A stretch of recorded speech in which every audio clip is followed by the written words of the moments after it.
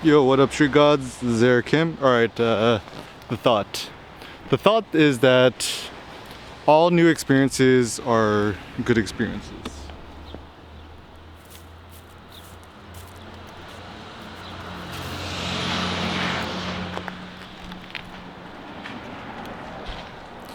So it seems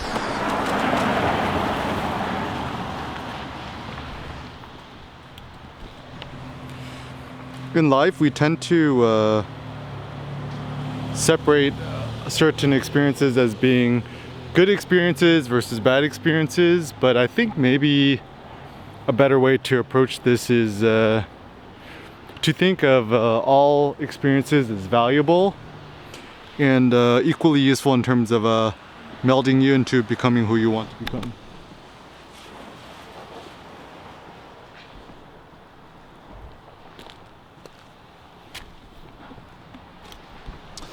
And I think, and this is kind of like a stoic approach to life, is it seems like the best life is how can you position yourself where everything that happens to you or everything that you experience, you could derive some sort of benefit from it.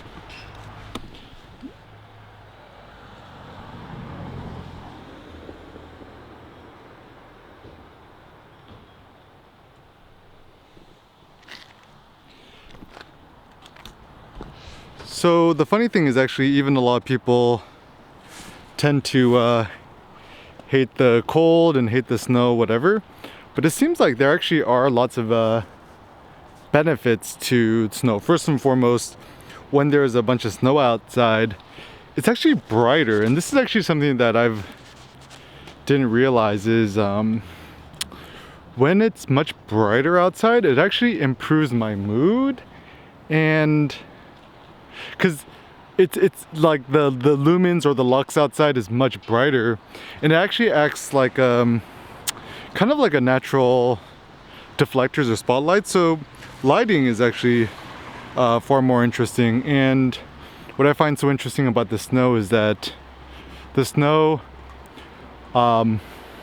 it shrouds, but it also brings to light certain things which we otherwise might not have noticed. So, and this is actually another thought too, is, a lot of people are like, oh, I hate the cold, I wish I was in California where it's like always 75 degrees and sunny. And actually no, it seems like the best life is the life with the most dynamic range. So even if we think about entertaining movies, the best movies are the ones that there's like some sort of drama, right? There's like the hero's journey, they kind of go through the turmoil, they have their ups and their downs.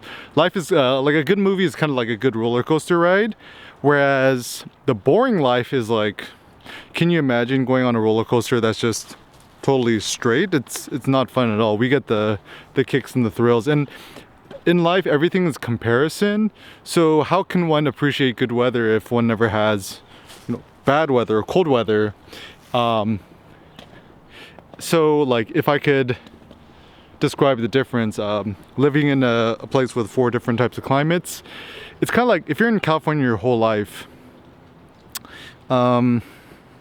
it's like, let's say happiness is from like a 0 to 10 scale. You're like a solid 6.5 all the time, like not really that happy, but not enough to kill yourself. It's like you're just kind of like always like mildly like bleh. And I think I would actually prefer, whereas in the East Coast, where it snows and stuff like that, like the really bad days you could feel like a -5, but the really good days you could feel like a +20 in terms of happiness. And so it does seem like this dynamic range in life is far more interesting. And so like the Stoic philosophy is, if you could take all sort of events and happenings in your life and turn it into your advantage somehow, then it's good. So for example, let's say something really shitty happens to you, and then think about, you know, how it could make you a stronger person. There's a nice Nietzsche quote I like. He quotes someone else, is that like, with a wound, the spirits, like a wound I'm paraphrasing. A wound is the trigger to kickstart the recuperative processes of the body. And also another thought, like with a wound, the spirit soars or something like that.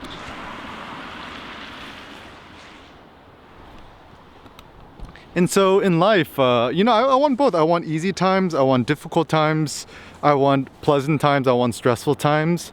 And so, you know, I think the problem with a lot of like Buddhist, or even like in some ways like Zen philosophy, is you want to do away with the bad, you want to only keep the good. So it's like a lot of people want a life where they have zero stress, never be stressed. But I'm like, but stress is so subjective. Like even when you're lifting weights and you're powerlifting, you're technically stressing your body, but you're doing it for extreme intensity, but for very short periods of time. So maybe even a philosophy to work, rather than doing the whole like Japanese mundane, like work yourself to date, moderate intensity for your whole life, is, and I was thinking about Nassim Taleb in his book, The Beta Procrustes, where he says, my ideal notion of working is to work uber intense for part of a day and just like do nothing for the rest of the days. And yeah, it seems like an interesting philosophy to live life. Man, check out this snow.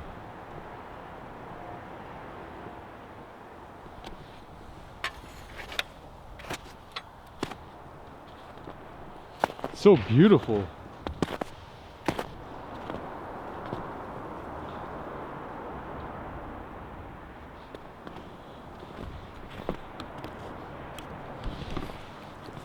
It's like a huge, yeah, this is like the brightest. It's funny because like technically it's like kind of overcast up outside, but it's like nice and bright. I'm like kind of digging the vibes. But anyways, I was randomly thinking about weather and lifestyle and stuff like that, where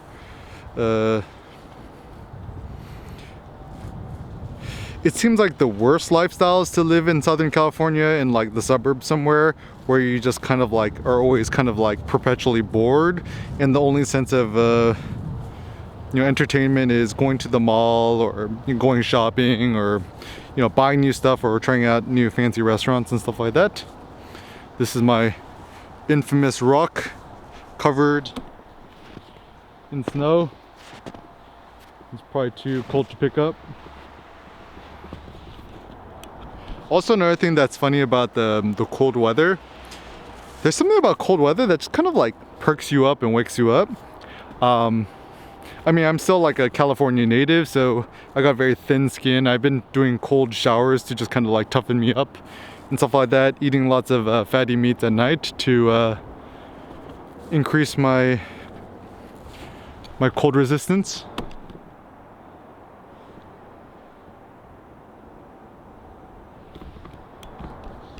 So yeah, anyways, the takeaway point is, it seems like the best life is where you could take any sort of condition to your benefit and advantage, and to always think to yourself, all experiences improve me.